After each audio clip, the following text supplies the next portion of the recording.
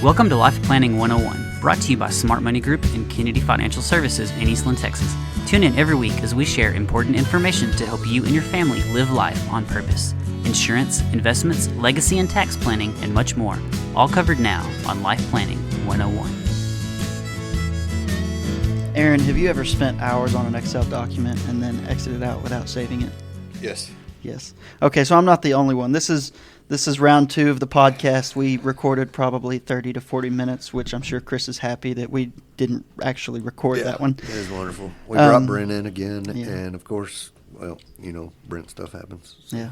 Yeah, Brent did it. This is Sam Barker, Aaron Kennedy as usual. The ghost of Brent is here somewhere. He may show, he may not. We'll just have to wait and see. So anyways, we've already gone through everything once, so maybe it's going to be smoother and faster, but it's probably going to be bumpier and worse. We're going to talk a little bit about markets, a little bit about where Brent might be, where he might not be, and then some about the trucking, a little bit about interest rates. So, Aaron, do you want to kick us off? Yeah. Let's talk about the markets again. Markets haven't really done a whole lot. This week's been beautiful. We've had a lot of ups and downs, but most of it's all positive. And what I mean by ups and downs is for the last 5 days, I guess so the last 30 days, it's about what you could expect. Quarter of the return. The biggest returner has been small companies.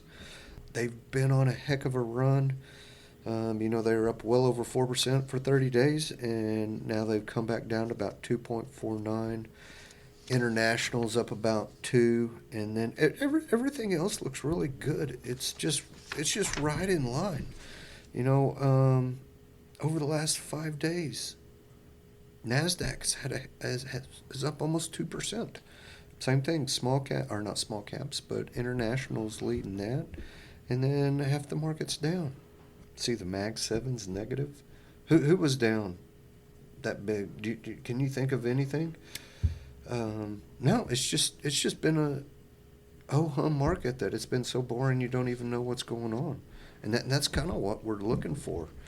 If we have opportunities on a daily basis, we're going to jump all over them. But it's so much better that things are boring and there's just as many ups as there are downs, because it gets very, very difficult when everything goes straight up. It gets very, very difficult when everything goes straight down, But if we can see some kind of leadership and some detractors in the market, we can get a really good feel of what's going on. But overall, had a decent little 5 days. Nothing to be worried about, other than the volatility. So things are good. The one thing that is kind of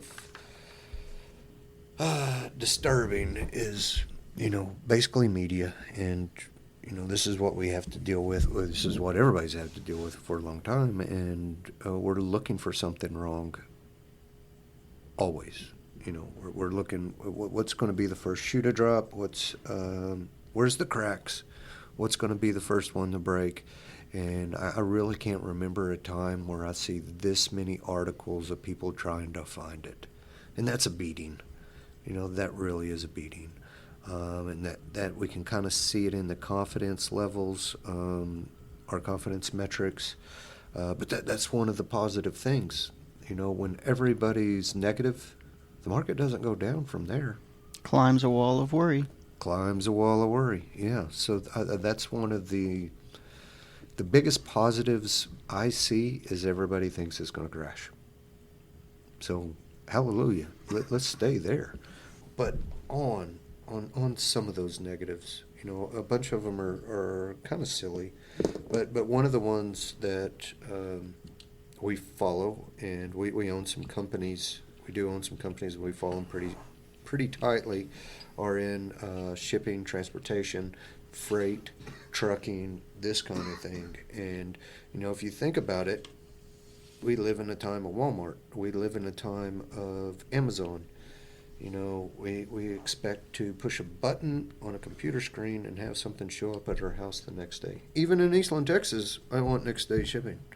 So, that's a good kind of gauge on how much is moving. So I know, Sam, you spent a lot of work on that last week, and we didn't ever get to it. Show me where we are today and where we're going. Well, I spent a lot of time on it last week, and then I spent a lot of effort on it about an hour ago talking about it. So this will hopefully be smoother, but probably not. So they're calling this the Great Freight Recession of 2025, and that's not because it's been this year. This has been a freight recession since about mid-2022, and it originally, the consequences start obviously before 2022. If you go back to COVID, whenever you had the stimulus from Congress and the United States government, they helicoptered money to everybody, and everybody went out and bought that shiny new item that they've been wanting and not spending money on. And so that drove the demand for freight through the roof. You had a bunch of entrants into the market, which, as things get more profitable, economics demand that other people step in and start chasing those profits. And so we had an oversaturation of the freight market, and that all started to rear its head mid-2022. You had inflation tick up. The consumer started changing their spending habits from goods to services. And since then, freight rates have been through the floor, really cutting margins razor thin, some of them going negative. And it really pushed a lot of those smaller operators out of the market. And that's really started to show itself in 2025. By early 2025, and I'm reading this straight from an article, by early 2025, the pace of carrier failures was 16% higher than 2024. And so while this, you might think of this as some kind of a red flag, but in reality, it's going to produce a stabilization of the freight market. You're going to have profit margins are going to be normalized, and you're going to have a more consistent freight market. I probably opened my mouth too earlier, saying that we follow some stocks in here. We got into those names because the price had already come down, and felt a lot more comfortable. But to kind of give an idea, one of the companies we really keep a close eye on is Old Dominion, and it is a fantastic company. The beautiful thing about Old Dominion is there's not two guys at the top that they're trying to make money for. It's not union, but they look at the company that way. Everybody gets to participate in the growth. They love their consumer, the people they work for, and they do everything that they possibly can to help the people that are employing them. So kind of a rule of thumb is Old Dominion is going to be the very last company to give up investing, give up making it better for the company. They're going to spend their very last dollar, and usually when that dollar disappears, that's when the market turns around. And you look at some of these others that are trying to protect their profits so much that they quit investing back very, very, very early. And yes, it's been a tough time, but this company is still blowing and going. And maybe we haven't reached the bottom yet, but very excited about the future. And, look at the economy that we live in. We already touched on that. I expect Amazon stuff to me the next day. And I live in the sticks. You just go look at my home. It's kind of triangular. It looks like a teepee. I have smoke coming out. just kidding. But we're in Eastland, Texas. We're not in Dallas and Fort Worth, and they've figured out a way to get goods to me within a day. Profitably, yeah. And then that's basically around the country. We were talking about the change of freight. There's a little town, a little bit bigger than Eastland, in Stephenville. There's an Amazon distribution center there. Holy cow. Now we've gone from longer range, maybe Fort Worth or Atlanta to Fort Worth, something around that it just goes straight to Stephenville, and Stephenville distributes it from there. We're changing the world of freight and distribution. So yes, we are going to have some changes, but we are still going to demand it. So when does that price stabilize? Don't know. Well, and looking forward, you were talking about the future of freight. Whenever I was in Granbury a couple weeks ago, and we were pulling up to a movie theater, my wife and I, and they had two guys running 4 to 6 drones outside, and what they were doing was delivering pizzas all over Granbury, and they were flying the drone several at a time to the customer's house, dropping off pizza, and then the drone would return and pick up another box of pizza and take it somewhere else. And so you talk about some of these autonomous vehicles. I'm kind of robbing Aaron's point from the first podcast round, and what that does to the cost of employment when I mean, think about if you don't have to pay a driver to drive that freight. It's one of the stickiest costs of the freight. Yeah. And it's just not employment. Think about that. What about the 401k contribution? Liability we're in on Texas, insurance. Yeah, but the insurance, the union dues, there's so much more money. They can drop freight costs a lot and still be more profitable. We're at a point in history where you can see technological changes, I mean, in the very, very near futures. And it's going to be life-changing. And it's not just life-changing for me, but for companies, for industry, for markets. It's insane to think about all the great things, depending on how you look at it, all the technological changes that are coming to us very, very quickly. Well, and the efficiencies that'll be driven from it, and it's kind of going to change the structure of the economy. Think about how, freight rates fall, initiating a little bit of deflation, or at least at minimum disinflation. I mean, it's just going to change things. Interest rates are going to change as a result of inflation numbers. I mean, technology is going to drive the future through its efficiency gains. Yeah. The one thing that always like to think about is cause and effect, and the big changes and big benefits to one side of the market, what it does to the other. I think you can put this exercise together for anything, but driverless vehicles. How much does that change? But what does that do to the insurance market on the auto side? What's actual the insurance? It's not mistakes. It's nature. Hail. I'm sure Brent's still out there driving, but nothing's keeping me off the road. But all these big changes, there is a cause and effect. There is a butterfly effect. And where are those? And the people that can actually think about that and actually get it right or get close to right, those are going to be the very successful investors. And it's fascinating to think about. I'm excited about that part. You had a lot of people run to California in the gold rush, but it wasn't the people who were mining for gold that got rich. No. Levi's, shovels, picks, mules. Those were the things. Who fed the hungry? And I'm not talking about food. I'm talking about chasing the profits. Yep. Thank you. I thought I heard Brent for a minute, but I don't know. Brent is with us. He's great, very good banker, very, very sound with money and that kind of thing. Sound is a funny way to say something about something that doesn't produce any sound. But you never know if Brent's a real thing or just an idea. Or just a wisp of air next to your ear. So, talking about all that, we talked a little bit about inflation, deflation.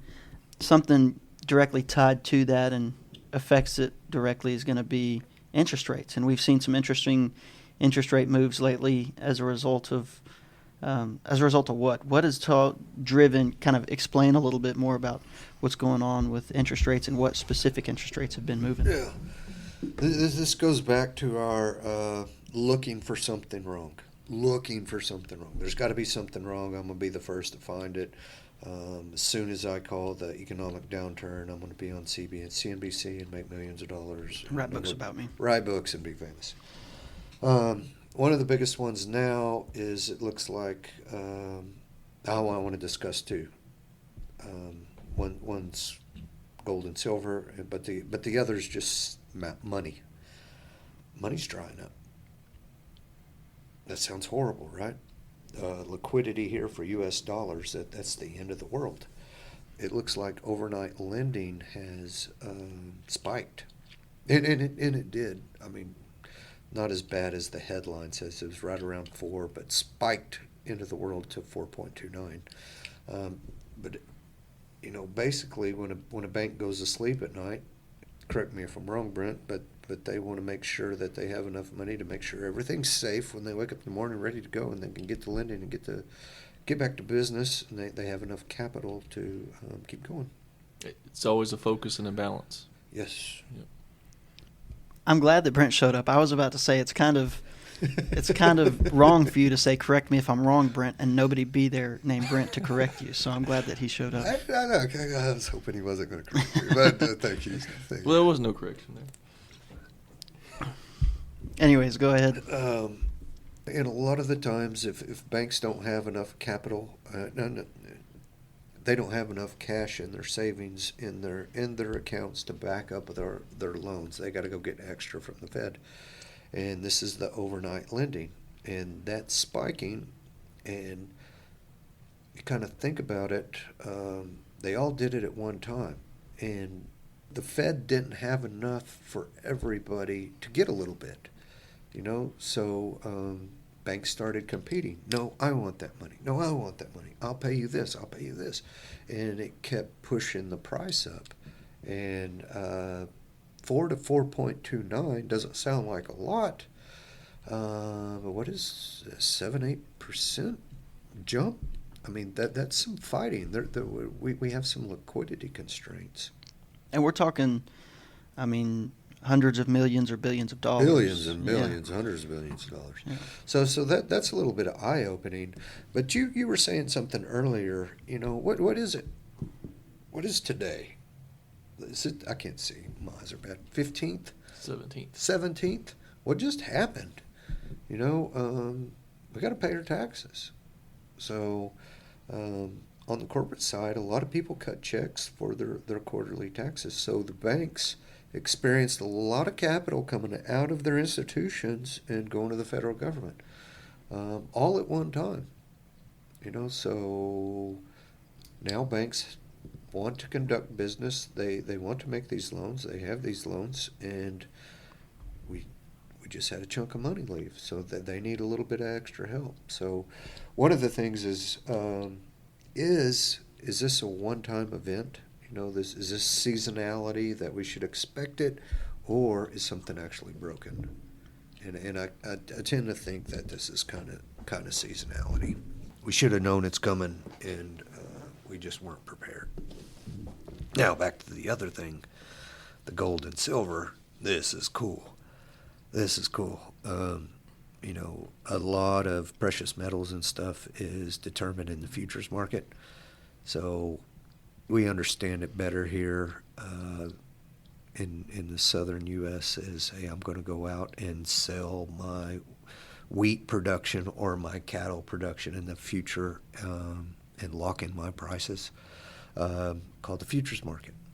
Well, I have to deliver, and when we say deliver, you have to deliver the beef or the wheat or silver in this case.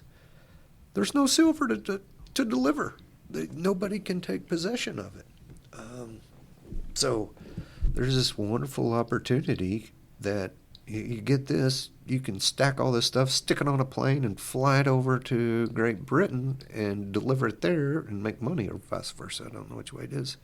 But there's a huge mismatch in supply and demand. There is so much demand for silver, the markets are not functioning correctly.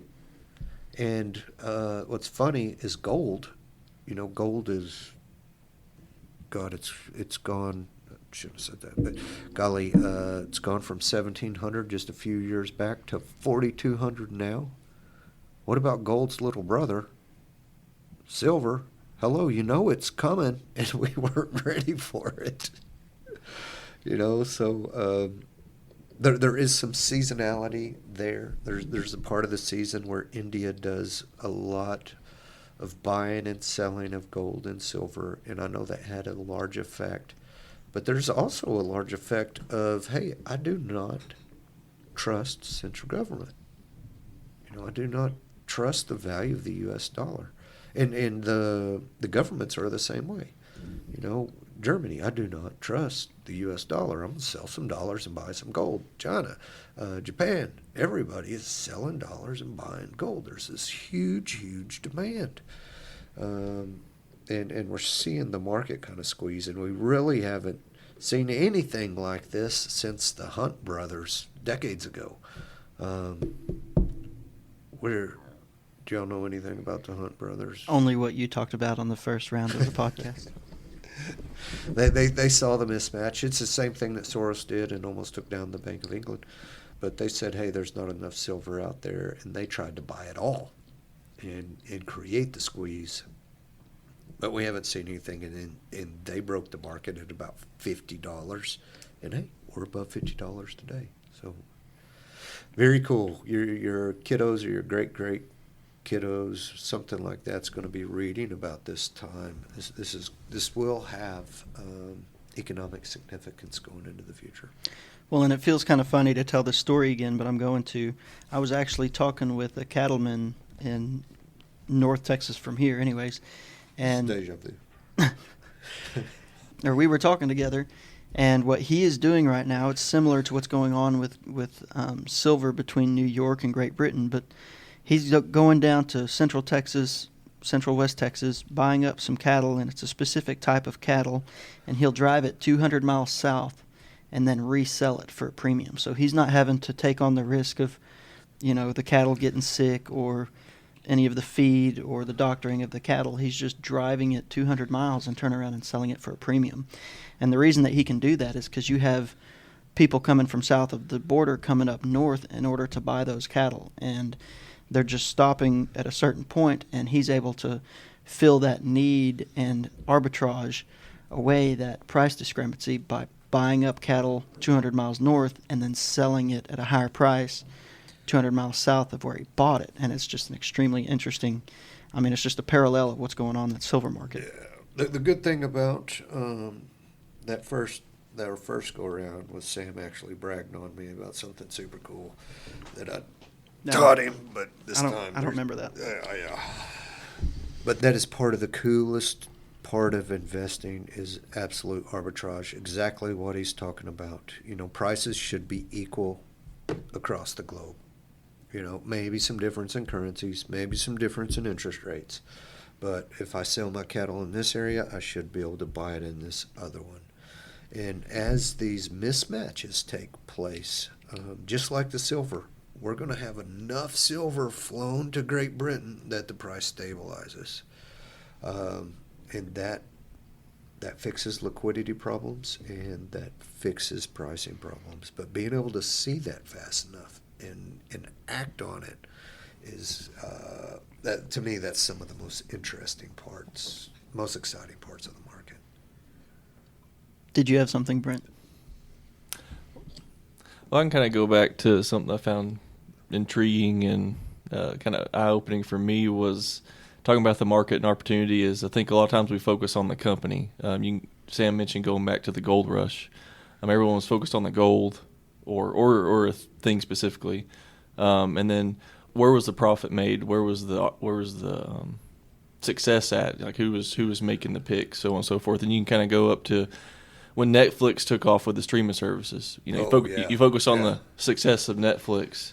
What supported to get Netflix successful? Now we're at digital currency. What's supporting for digital currency to pick up? So finding that opportunity beyond our focus is usually always the company or who's innovating something, but what's behind that. So I thought that was intriguing. Yeah, and it reminds me, the dot-com bubble, they were building out a bunch of the fiber lines, and those companies were spending a ton of money.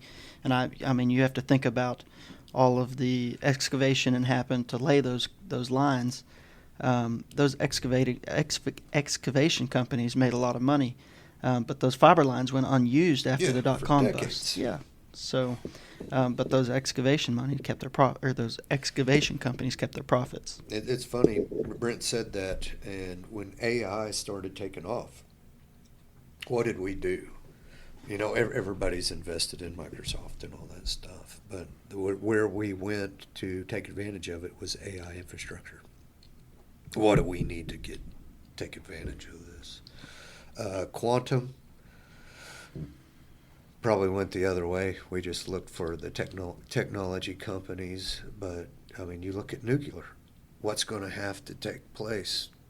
And that's exactly to Brent's point. These are the companies that have to feed this craze, because the end product is always cheaper than we think. Just like the internet. Internet's free, but who helped get that to the market? Those are the companies.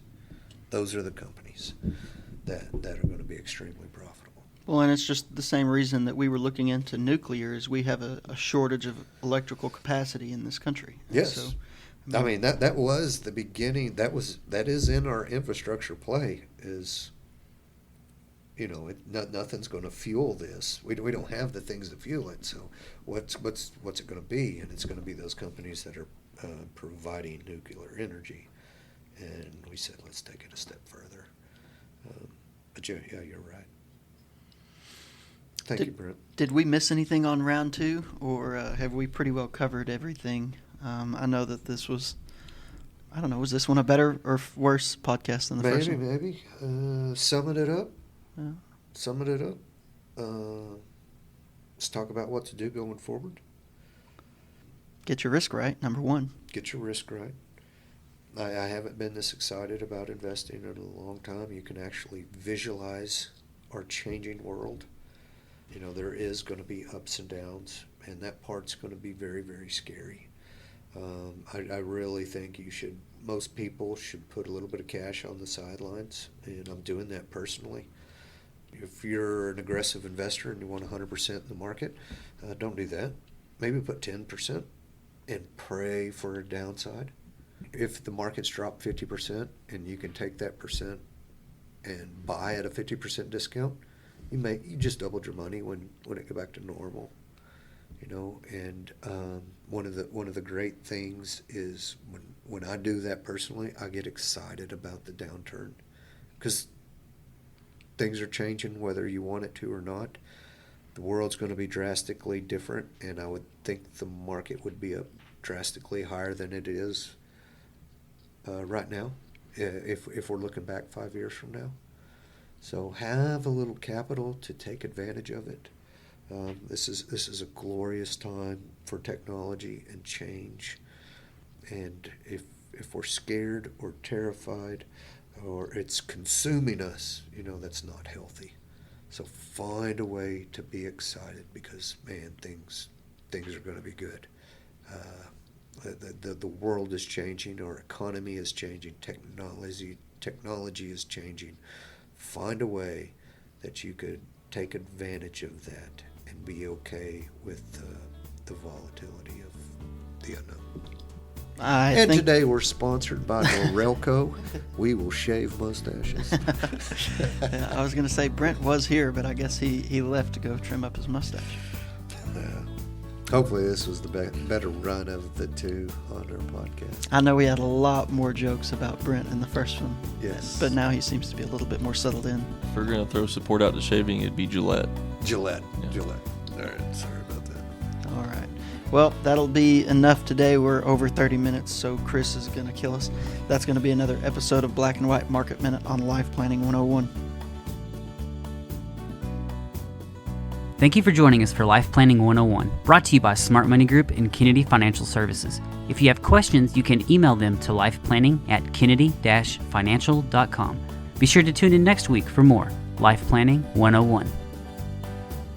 The opinions expressed herein are those of the firm and are subject to change without notice. The opinions referenced are as of the date of publication and are subject to change due to changes in the market or economic conditions and may not necessarily come to pass. Any opinions, projections, or forward-looking statements expressed herein are solely those of the author, may differ from the views or opinions expressed by other areas of the firm, and are only for general informational purposes as of the date indicated. Securities offered through Calton & Associates Incorporated, a registered investment advisor, member FINRA SIPC. Investment advisory services offered through Smart Money Group LLC. Kennedy Financial Services and Smart Money Group LLC are separate entities and are not owned or controlled by Calton & Associates Incorporated.